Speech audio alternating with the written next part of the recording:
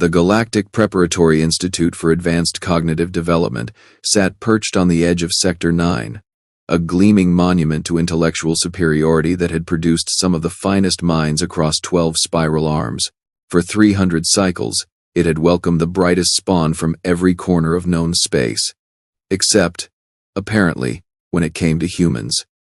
I should probably introduce myself. My name is Kelroth, and I teach advanced quantum mechanics to students who can barely grasp basic particle theory. It's a living, I suppose, though some days I question my career choices more than others. Today was shaping up to be one of those days. The morning started normally enough. Well, as normal as things get when you're a four-armed Valachian trying to explain wave functions to a classroom full of beings whose species haven't even figured out faster than light travel yet. Most of them, anyway. Then the doors hissed open, and in walked Timothy Fletcher. Now, I'd heard rumors about humans. Everyone had. They were the newcomers, the primitives who'd somehow stumbled into galactic society about 50 cycles ago after blowing themselves up a few dozen times and finally getting their act together. Violent little things, apparently, with a disturbing fondness for explosives and terrible decision-making skills. But they were supposed to be clever in that chaotic, unpredictable way that made the Galactic Council nervous during trade negotiations. This particular human looked about as threatening as a Fluffian dust bunny. Small, skinny, with brown hair that stuck up in odd directions and eyes that darted around the classroom like a cornered prey animal. He clutched a datapad to his chest, like it might protect him from the stares of his classmates. "Ah," I said, checking my roster. "Timothy Fletcher, you're the human admission. Welcome to Advanced Quantum Mechanics. Please, take a seat." The room erupted in whispers. The Xanthian students clicked their mandibles in amusement.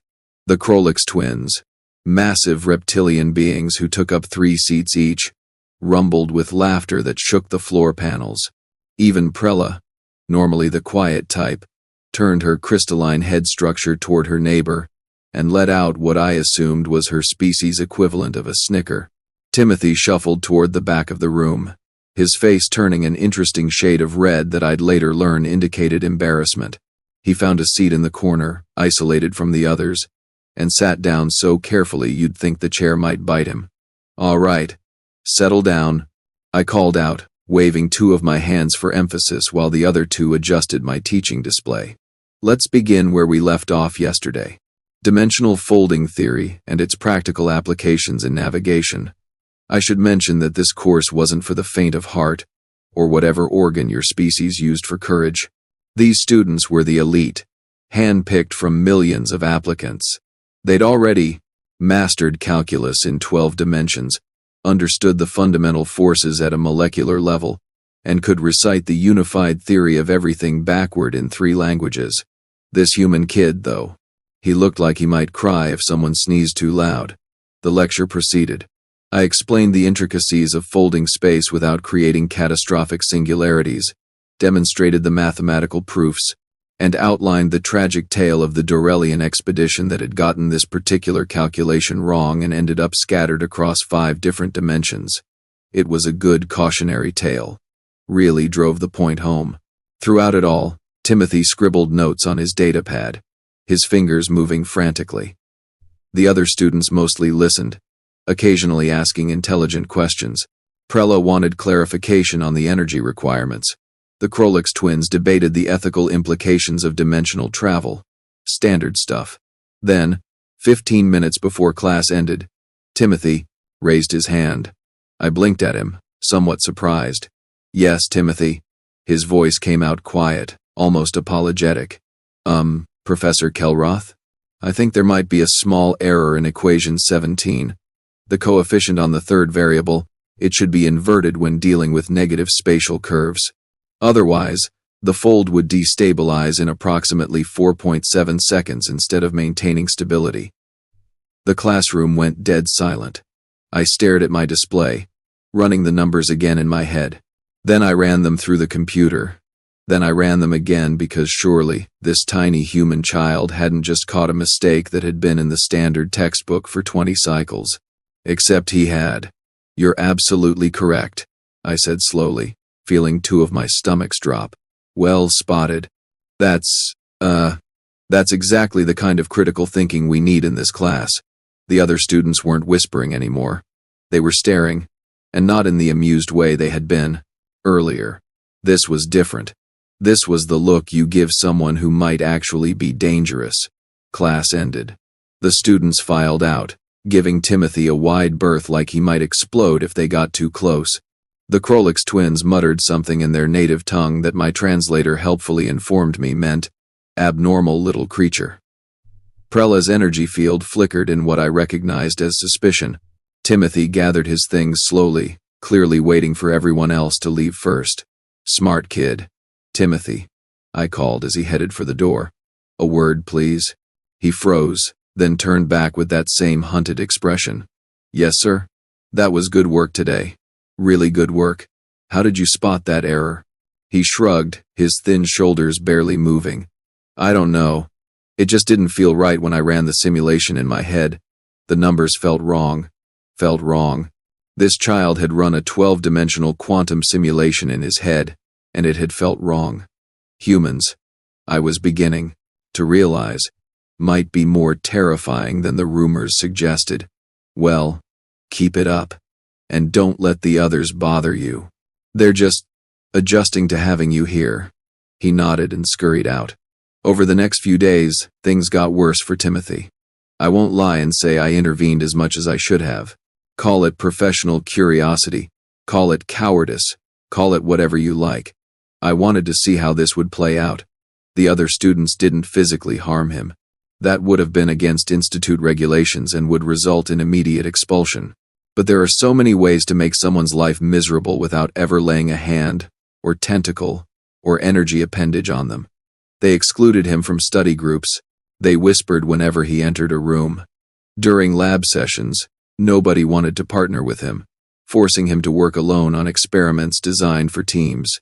His lunch table in the cafeteria might as well have had a force field around it for all the company he received. And the comments. Oh, the comments.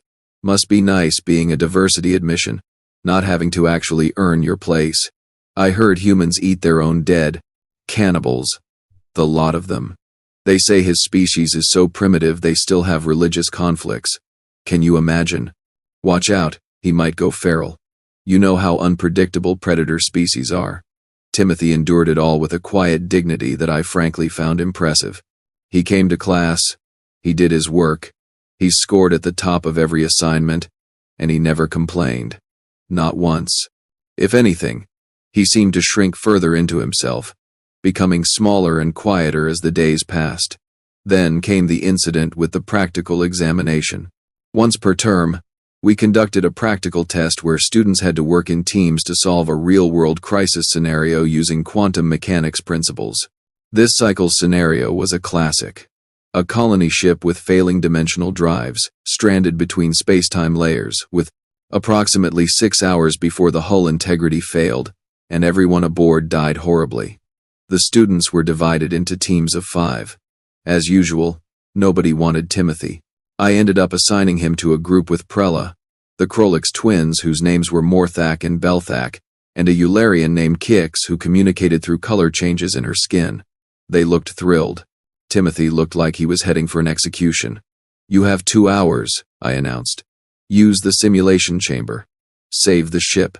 Or don't. And explain to me why 3,000 colonists deserve to die because you couldn't coordinate basic dimensional mathematics. Begin. The team shuffled into the simulation chamber, a large spherical room that could project any scenario in perfect holographic detail. I watched through the observation window, along with several other instructors who'd gathered to see how the new human handled pressure. At first, it went about as well as expected. The Krolix twins immediately took charge, their booming voices drowning out everyone else. Prella tried to suggest a solution involving resonance harmonics.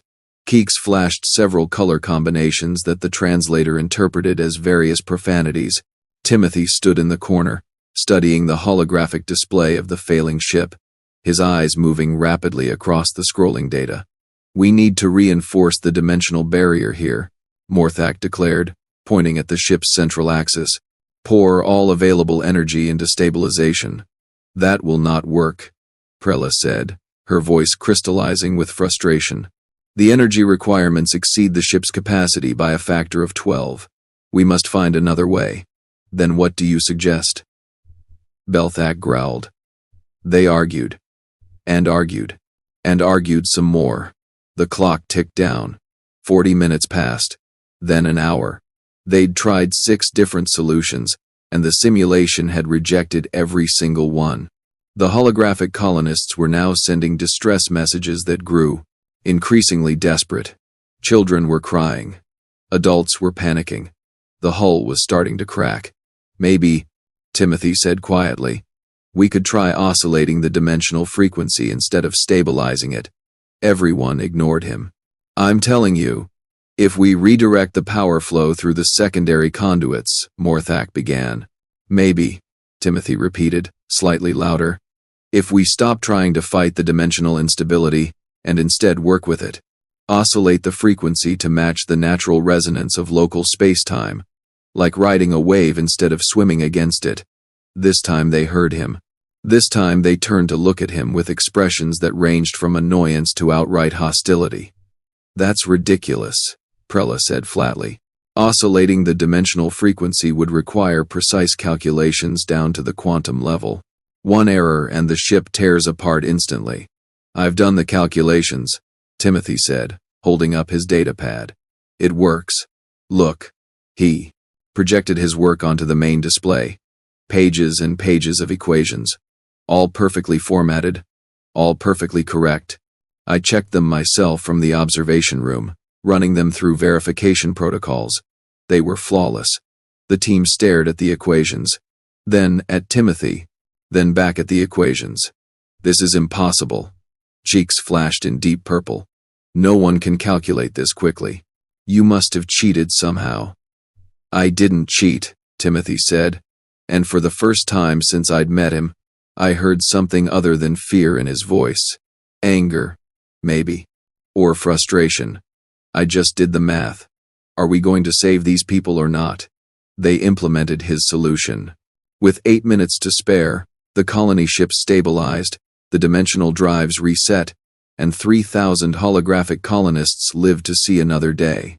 The simulation ended with a cheerful tone indicating success. The team filed out of the chamber in silence. They didn't congratulate each other. They didn't acknowledge Timothy's contribution. They just left, each one looking more unsettled than before. I caught up with Timothy in the hallway. Excellent work in there. He didn't smile. They still hate me. Give it time. How much time? Because it's been 2 months and things are getting worse, not better. I didn't have a good answer for that, so I said nothing. What could I say? That prejudice takes time to overcome. That eventually his classmates would see past their preconceptions. I wasn't even sure I believed that myself. That evening, I went home to my quarters and did something I probably should have done when Timothy first arrived. I researched humans. Really researched them. Beyond the basic species profile in the Institute database. What I found both fascinated and terrified me. Humans were endurance predators. They could run for days without stopping. They could survive injuries that would kill most species. They healed from broken bones, regrew skin, fought off infections that would be fatal to others. They were adaptable, able to live in environments ranging from frozen tundras to scorching deserts to the void of space with minimal equipment. But that wasn't the scary part. The scary part was their psychology. Humans bonded with anything. Plants, animals, robots, even inanimate objects. They formed emotional attachments to their vehicles. They named their weapons. They adopted creatures that could literally kill them and called them pets. One documented case involved a human forming a friendship with a Keltharian death beast and teaching it to play fetch. They were also vengeful. Cross a human, and they'd remember it forever. Help a human, and they'd die for you. Their capacity for both cruelty and compassion seemed to have no logical limits, and they were crazy. Absolutely. Certifiably insane by galactic standards. They jumped out of perfectly functioning aircraft for fun. They voluntarily ingested poison because it made their mouths feel tingly. They climbed mountains, dove into oceans, explored caves, all for no reason other than because they wanted to. Their entire history was a series of someone saying, "That's impossible," and a human responding, "Hold my beer," before proving them wrong. I sat back in my chair, two of my hands rubbing my eyes while the other two gripped the armrests. We had one of these beings in our classroom. A young one, barely grown. And we were treating him like a curiosity at best, and a threat at worst. What happened when he stopped being scared? What happened when he decided he'd had enough? I was about to find out. It was 3 weeks after the practical examination when everything changed. I arrived at class early, as usual, and found the classroom in chaos. Not the fun kind of chaos either. The angry kind. Morthak and Belthak had Timothy backed into a corner, their massive forms looming over him. The rest of the class stood in a semicircle, watching. Nobody was intervening. "Admit it," Morthak snarled. "You're using some kind of enhancement technology. No primitive species could calculate that quickly without assistance." Timothy's hands were clenched at his sides, his face pale but his jaw set. "I'm not using anything except my brain. Maybe you should try using yours sometime." "Oh no," Belthak roared, raising one massive clawed hand. "How dare you?" And that's when it happened. The classroom door exploded inward with a force that shook the walls. What came through that door defied explanation. It was low to the ground, maybe half a meter tall, with gray and white fur, small rounded ears, and an expression that could only be described as absolutely done with everyone's nonsense. It was, according to my rapidly scanning database, a Mellivora capensis, Earth designation, honey badger. The honey badger looked around the classroom with black eyes that held the cold, calculating fury of a creature that feared absolutely nothing in the universe. Then it spotted Timothy, saw the Krolix twins threatening him, and made a decision. It charged. Now, you have to understand something about the Krolix. They're 2.5 meters tall. They weigh approximately 400 kilograms. They have scales that can deflect most conventional weapons. They're apex predators on their home world. The honey badger didn't care. It went straight for Belthak's leg, climbed up his body like a furry missile, and latched onto his face with claws and teeth that seemed far too effective for something so small. Belthak screamed, a sound I'd never heard a Krolix make before, and stumbled backward, trying to dislodge the creature. Morthak moved to help his brother. The honey badger released Belthak, dropped to the ground, and immediately went for Morthak's ankle, biting down with a grip that made the massive reptilian howl in pain. The classroom descended into absolute pandemonium.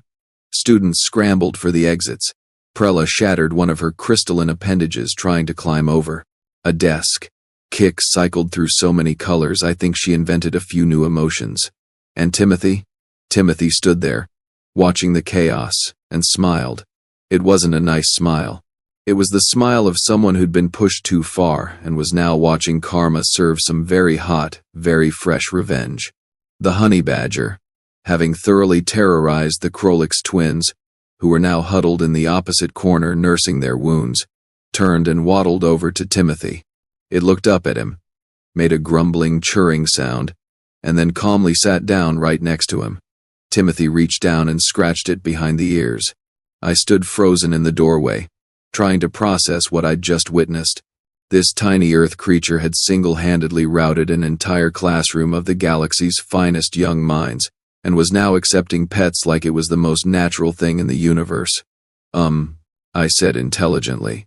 Timothy looked at me, and his smile widened just a fraction. "Professor Kelroth, this is Badger. He's my emotional support animal. The Institute approved the paperwork last month, remember?" I did not remember. I frantically checked my datapad. There it was, buried in a pile of administrative notifications I'd been ignoring. Approval for student Timothy Fletcher to bring an Earth mammal designated as an emotional support companion animal to campus. I'd assumed it would be something cute, something harmless, something that didn't look like it could murder everyone in the room and then take a nap on their corpses.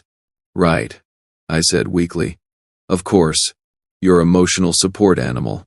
Badger yawned, showing teeth that seemed unnecessarily sharp, and settled himself more comfortably next to Timothy's feet.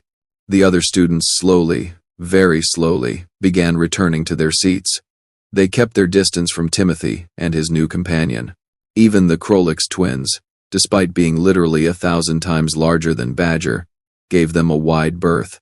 I tried to compose myself and start the class ended. The students practically sprinted for the exits, all except Timothy, who packed up his belongings at a leisurely pace while Badger stretched and groomed himself. "Timothy," I said carefully. "That was quite an entrance." He shrugged. "Badger gets protective when people threaten me. I tried to warn everyone to be nice, but nobody wanted to listen." "And where, exactly, has Badger been for the past 2 months?" "Quarantine. They had to make sure he didn't carry any pathogens that might affect other species. He got cleared this morning." Timothy smiled again. That same dangerous expression from earlier. Funny how the timing worked out. I suspected the timing wasn't funny at all. I suspected Timothy had known exactly when his companion would be released, and had been enduring the bullying specifically until Badger could make his dramatic entrance. Humans, I was learning, were very good at playing the long game. "Well," I said, not sure what else to say. "I'm glad you have companionship now." "Me too, Professor. Me too." They left together, Boy and Badger, walking down the corridor while other students pressed themselves against the walls to let them pass. I stood in my empty classroom, processing everything that had happened, and came to a realization. The Galactic Preparatory Institute for Advanced Cognitive Development had just learned a very important lesson about humanity. We'd thought Timothy was weak because he was small and quiet. We'd thought he was helpless because he didn't fight back. We'd forgotten to ask ourselves what would happen when he decided to stop being small and quiet, when he decided to stop being alone. And now we knew. Somewhere in the facility, I heard the Krolix twins being treated in the medical bay, still whimpering about the demon creature that had attacked them. I couldn't help but laugh. Just a little. The academy had mocked the human child. The honey badger sat beside him, and nothing would ever be the same again. The next morning, I arrived at the institute expecting more chaos. Perhaps angry parents demanding the removal of the vicious earth beast from campus, or maybe an emergency faculty meeting about proper protocols for managing interspecies conflicts. What I got instead was far more interesting. The cafeteria was packed during breakfast, as usual, but the social dynamics had shifted overnight. Timothy sat at his normal isolated table, Badger lounging beside his chair like a small furry emperor surveying his domain. But here's the thing, he wasn't alone anymore. 3 students sat with him.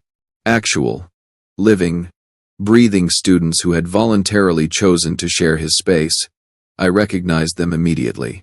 Vex, a young Quellan who'd always been smaller than average for her species, her blue skin marked with the patterns that indicated lower social standing in her culture. Rico, a nervous Tellurian whose translator often malfunctioned, making him stutter through most conversations. And Pip, a maintenance drone who'd somehow gained sentience during a lightning storm and had been admitted to the institute on a technicality that the administration was still arguing about. The outcasts had found each other. I grabbed my morning nutrition supplement and casually walked past their table, my enhanced hearing picking up fragments of conversation. "So, he just climbed up Belthak's entire body?" Vex was saying, her voice full of admiration. "Like it was nothing?" "Didn't even hesitate," Timothy confirmed, scratching Badger's head. "He saw someone threatening me and just went full attack mode. That's kind of his thing." Badger made a satisfied grumbling noise, accepting the attention as his rightful due. "I wish I had something like that," Rico said softly, his translator crackling slightly. "Something that made people think twice before messing with me." "You do," Pip chimed in, their mechanical voice surprisingly warm. "It's called friendship, which apparently humans are extremely forethoughted, good at weaponizing." Timothy grinned. "We prefer the term strategic relationship building." They laughed, and I felt something uncomfortable twist in my chest. Guilt, probably. I'd watched this kid suffer for weeks, telling myself it was a learning experience, that he needed to toughen up, that intervention would only make things worse. Meanwhile, he'd been quietly enduring until he could bring his own solution to the problem. Humans didn't wait for rescue. They rescued themselves. Class that day was fascinating. The other students had clearly decided that open hostility wasn't worth the risk of attracting Badger's attention, so they'd switched to a different strategy: complete avoidance. They didn't look at Timothy, didn't speak to him, and certainly didn't partner with him during group exercises. Fine by me. I assigned Timothy to work with Vex, Rico, and Pip. Let the popular kids figure things out on their own for once.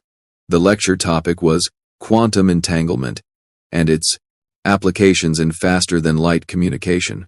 Standard stuff, though the mathematical proofs got complicated enough that even my best students usually struggled. I presented the primary equation, walked through the derivation, and opened the floor for questions. Prella's crystalline hand shot up first. "Professor, when you account for dimensional drift over distances exceeding 50 light-years, doesn't the signal degradation make this method impractical?" Excellent question.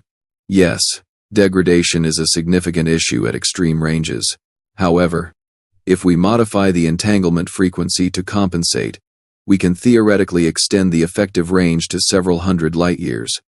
But that would require, Morthak interjected, his voice still slightly hoarse from yesterday's encounter, recalibrating the equipment every few hours. The energy cost alone would bankrupt most colonies. True. Unless you implement a self-correcting feedback loop, I replied, pulling up the relevant calculations. Which brings us to the Harlan-Vex principle of adaptive entanglement. From the back corner, Timothy raised his hand. The room tensed slightly. Badger's eyes opened, tracking the movement of every student between his human and the front of the class. Yes, Timothy? The Harlan-Vex principle works fine for static communication arrays, but what about mobile applications? Like ship-to-ship communication during combat maneuvers? The constant acceleration would throw off the calibration faster than any feedback loop could compensate. I blinked. That was an incredibly specific and advanced application that we wouldn't be covering for another 3 weeks. You're absolutely right. That's actually one of the major limitations that prevented quantum communication from replacing traditional methods in military applications. Do you have a solution in mind? Maybe, Timothy said, and I swear I saw several students flinch. That word, maybe, coming from him, had become synonymous with, "I've already solved this, and you're all about to feel stupid." He pulled up his datapad, projected his work onto the main display. The equations flowed across the screen in elegant cascades, each building on the last. He'd created a dynamic compensation matrix that adjusted in real time based on acceleration vectors, incorporating predictive algorithms that anticipated course changes before they happened. It was brilliant. It was unprecedented. It should have taken a team of researchers years to develop. This kid had apparently done it in his spare time, probably between dodging insults and eating lunch alone. I started, then stopped, trying to find words. Timothy, this is doctoral level work. This is publish in major journals level work. Where did you learn to do this? He shrugged. That casual gesture that I was beginning to understand meant he was downplaying something extraordinary. I got bored last week and started thinking about the problem. Badger's really good at listening while I work through calculations out loud. Badger yawned, showing zero interest in quantum mechanics. The class sat in stunned silence. Even the students who'd been avoiding Timothy couldn't help but stare at the equations floating in the air, trying to find flaws and finding none. Chicks finally broke the silence, her skin flashing a complicated pattern that the translator rendered as, "How is this possible? Your species only achieved spaceflight 50 cycles ago. You shouldn't even understand basic quantum theory, let alone advance it. Maybe that's actually an advantage," Vex said quietly from her seat beside Timothy. Everyone turned to look at her and she seemed to shrink under the attention but continued anyway. I mean, think about it. We're all taught the standard theories from childhood. We learn what's possible and what's impossible. But humans didn't have that. They had to figure everything out from scratch, which means they don't have the same mental barriers we do. That's absurd, Prella said flatly. Knowledge builds on knowledge. You can't just skip foundational understanding and arrive at advanced conclusions. Can't you? Timothy asked. His voice mild but with an edge I hadn't heard before. Because I'm looking at your senior thesis topic. Prella. Harmonic resonance in crystalline matrices. You know what's interesting? Your entire approach is based on the Melkor 5 paradigm from about 100 cycles ago. It's solid, proven, safe. It's also completely wrong for what you're trying to achieve. Prella's energy field flickered dangerously. Excuse me? The Melkor 5 paradigm assumes uniform molecular structure throughout the crystal, but your species has variable density layers in your crystalline structures, which means the resonance frequency shifts depending on depth. You need a multi-layered approach, not a uniform one. Timothy pulled up more equations. If you adjust your calculations like this, you'll get about 40% better efficiency and eliminate the feedback loop problem you've been complaining about for weeks.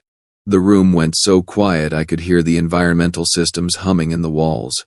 Prella stared at the equations, her crystalline structure refracting light in patterns that indicated deep thought. Finally, she spoke, her voice barely above a whisper. You're right. By the ancestors, you're completely right. I've been stuck on this for half a cycle and you just solved it in 30 seconds. It helps to look at problems from a fresh perspective, Timothy said. No offense, but sometimes you all seem really invested in doing things the way they've always been done. Even when it doesn't work. That's because the old ways are tested and reliable, Morthak rumbled, though he sounded less certain than usual. Tradition exists for a reason. Badger chose that moment to stand up, stretch elaborately, and waddle over to the nearest wall panel. He sniffed it, decided it was uninteresting, and proceeded to use it as a scratching post, his claws leaving faint marks on the expensive institute equipment. Nobody said a word about it. Tradition is just peer pressure from dead people, Timothy said cheerfully, watching his companion vandalize institutional property. Earth figured that out after our third or fourth global catastrophe. Can't remember which. How many global catastrophes has your planet survived? Rico asked, his translator working perfectly for once, possibly due to shock. Depends on how you count. There were the ice ages, the asteroid impacts, the volcanic super eruptions, the pandemic plagues, the world wars, the nuclear near misses, the ecological collapses, and that weird decade where we almost destroyed ourselves with social media. Timothy ticked them off on his fingers like he was listing grocery items. We're really good at almost dying and then deciding not to at the last possible second. The class stared at him with a mixture of horror and fascination. Your species is insane. Kicks flashed in deep red. Yeah, Timothy agreed happily. We really are.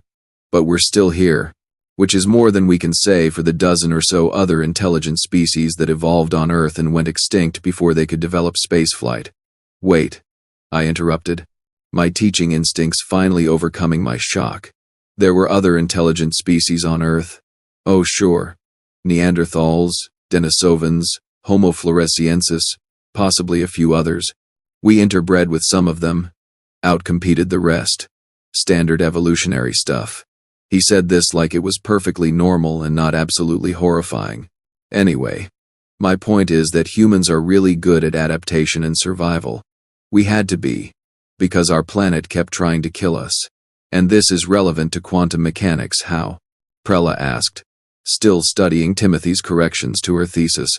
Because survival requires innovation. You can't just do things the way they've always been done when the environment keeps changing. You have to try new approaches, even crazy ones, especially crazy ones, because sometimes the impossible solution is the only one that works. Pip's optical sensors whirred as they processed this. That actually makes sense. My existence is predicated on an impossible event. By all standard calculations, a lightning strike should have fried my circuits, not awakened consciousness. But here I am anyway. Exactly, Timothy said, pointing at the drone. The universe doesn't care about our calculations. It does what it does. Our job is to observe what actually happens and adjust our theories accordingly. not force reality to match our expectations. I realized, standing there in front of my classroom, that I was witnessing something profound. This wasn't just a clever student showing off. This was a fundamental clash of philosophies. Galactic education emphasized mastery of established knowledge, refinement of existing theories, incremental progress within accepted frameworks. Human education, apparently, emphasized questioning everything, breaking rules, and assuming that the impossible was just the difficult waiting to happen.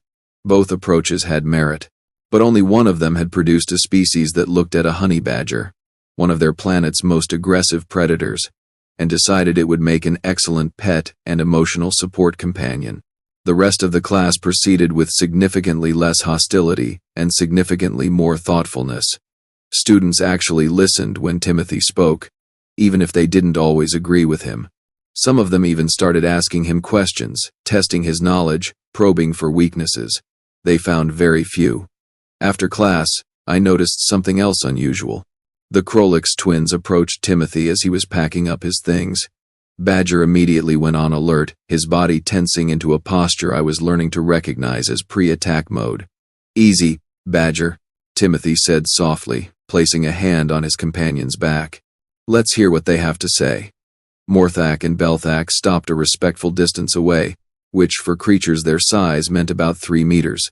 Both of them had visible scratches and bite marks healing on their scales, souvenirs from yesterday's encounter. "We wanted to apologize," Belthak said, the words clearly difficult for him. "We were aggressive and disrespectful. That was wrong. We judged you based on your size and species rather than your abilities," Morthak added. "This was foolish. We have shamed ourselves and our clan." Timothy studied them for a long moment. Badger continued to stare with those unnerving black eyes, not convinced of their sincerity. "Apology accepted," Timothy finally said. "On one condition." The twins straightened, ready to agree to whatever terms this terrifying tiny human might impose. "Help me convince the administration to let Badger stay. They're already getting complaints from some of the faculty about having a dangerous animal on campus.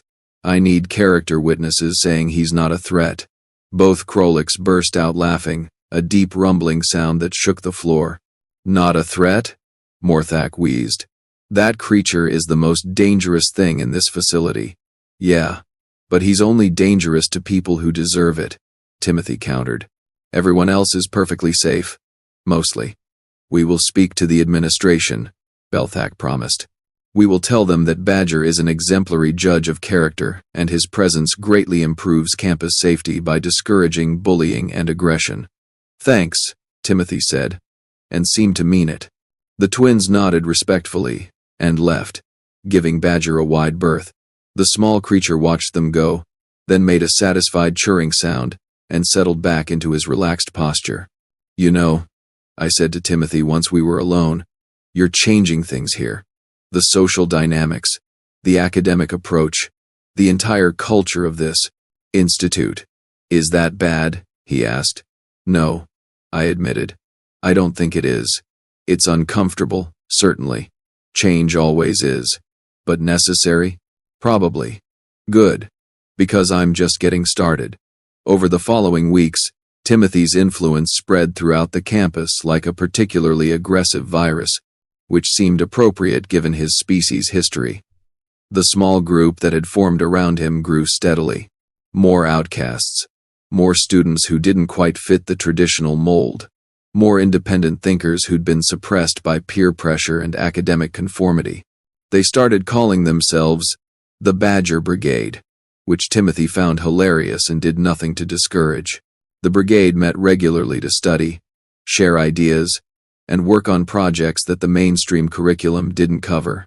Timothy taught them human problem-solving techniques. Vex introduced them to Quellan meditation practices that enhanced focus. Rico shared Tellurian memory techniques. Pip provided processing power and database access that would have cost a fortune otherwise. Together, they started producing work that made the faculty nervous. A new propulsion system design that improved efficiency by 30%. A medical application of quantum entanglement that could revolutionize long-range healthcare. a communication protocol that solved the acceleration problem Timothy had identified in class, ready for immediate military implementation. The Institute's academic journal, which normally published maybe one undergraduate paper per cycle, suddenly had a flood of submissions from the brigade. All of them were good. Some of them were revolutionary. The other students noticed. You couldn't not notice when a group of former rejects was suddenly producing better work than the traditional elite. Some responded with renewed hostility, though they were careful to avoid direct confrontation while Badger was around.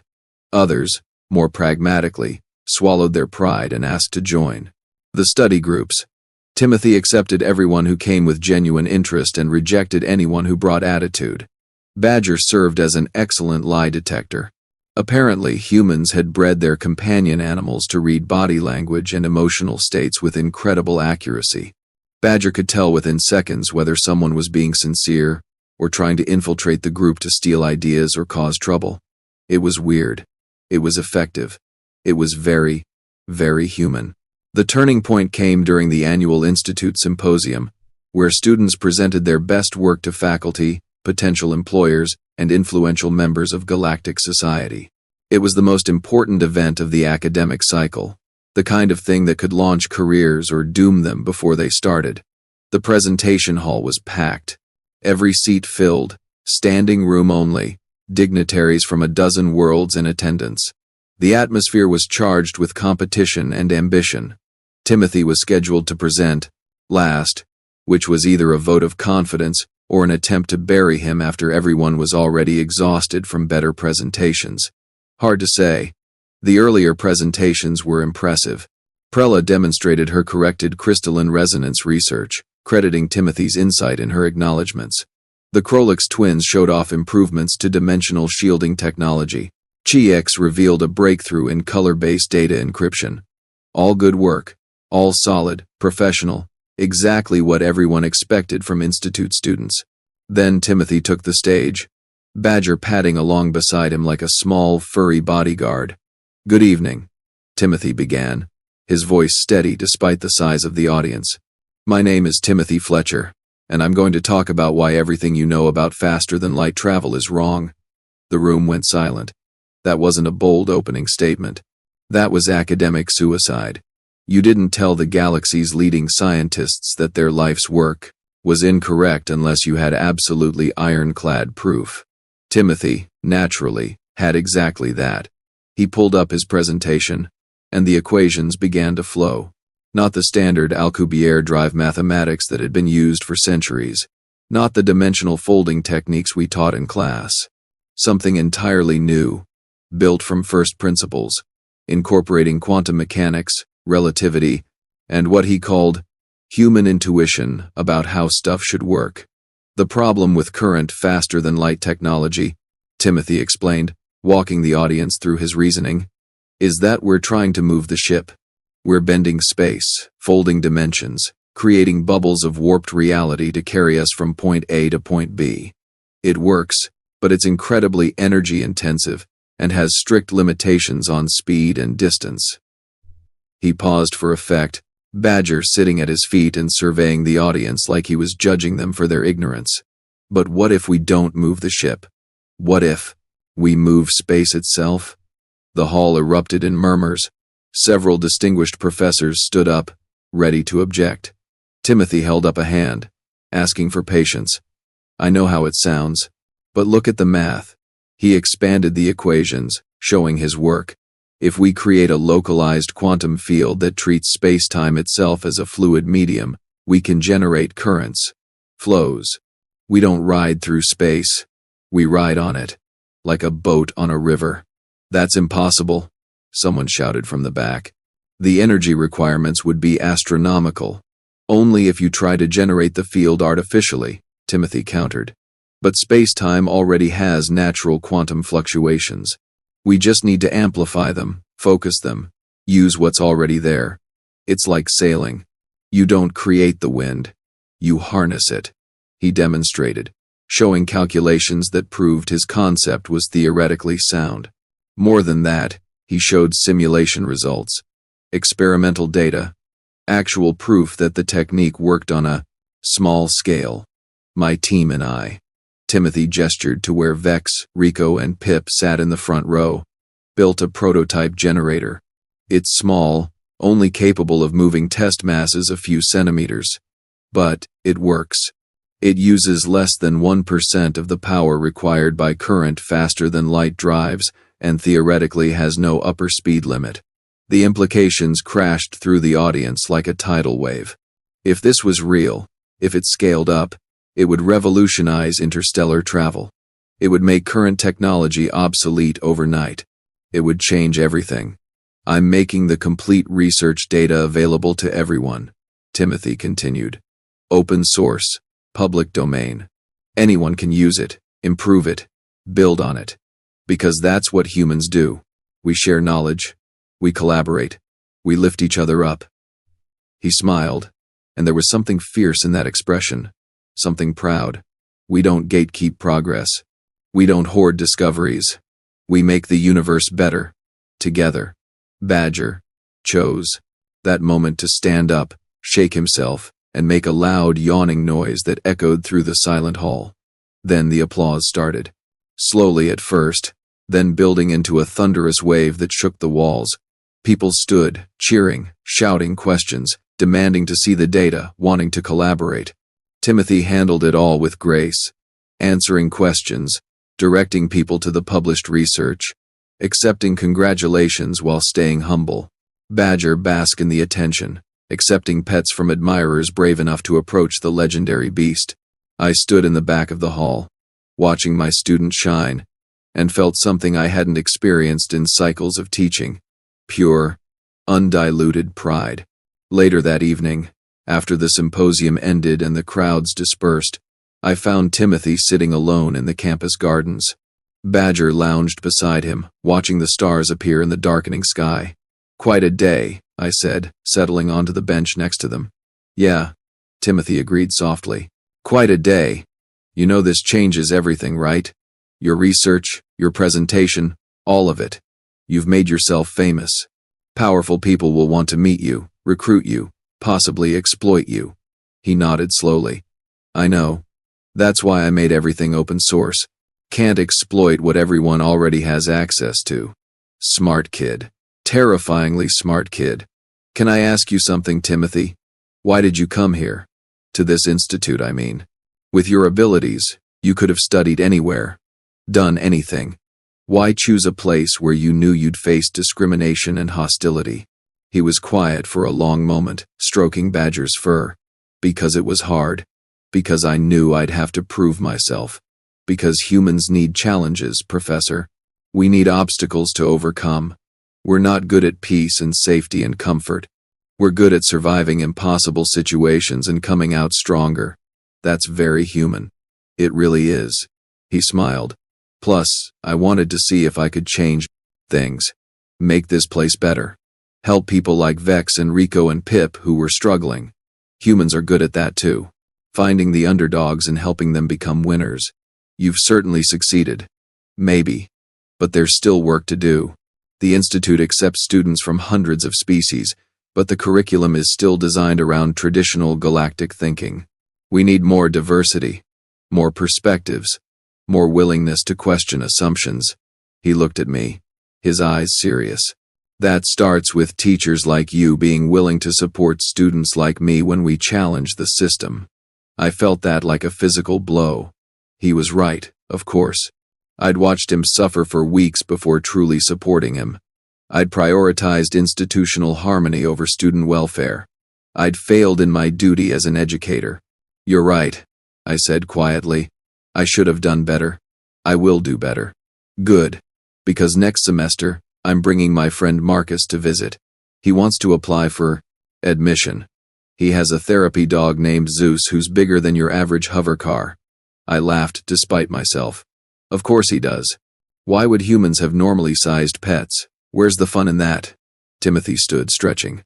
Come on, Badger, let's get some dinner. I heard the cafeteria is serving Earth cuisine tonight as part of the Cultural Appreciation Program. Badger hopped down from the bench and followed his human toward the dining hall, completely confident in his place in the universe. I sat there a while longer, thinking about everything that had changed since that first day when Timothy Fletcher walked into my classroom looking scared and small. He'd shown us what humanity really was. Not their size, not their violence, not their primitive origins, their resilience, their innovation, their absolute refusal to accept that anything was impossible. The academy had mocked the human child, dismissing him as inferior, treating him as an outsider, pushing him to the margins. The honey badger sat beside him, reminding everyone that humans didn't travel alone, that they brought their allies with them, that even the smallest and fiercest creatures stood ready to defend those who showed them loyalty. And together, that human child and his impossible companion had changed an institution that had stood unchanged for 300 cycles. As I walked back toward my quarters, I passed groups of students studying together, mixing species and backgrounds in ways that would have been unthinkable a few months ago. I heard laughter, saw collaboration, felt the electric excitement of minds pushing boundaries and exploring possibilities. Timothy had done this. One small human, barely grown, armed with nothing but intelligence, determination, and a really aggressive emotional support animal. If this was what one human could accomplish in a single academic cycle, I wondered what humanity as a whole would do to the galaxy over the next few centuries.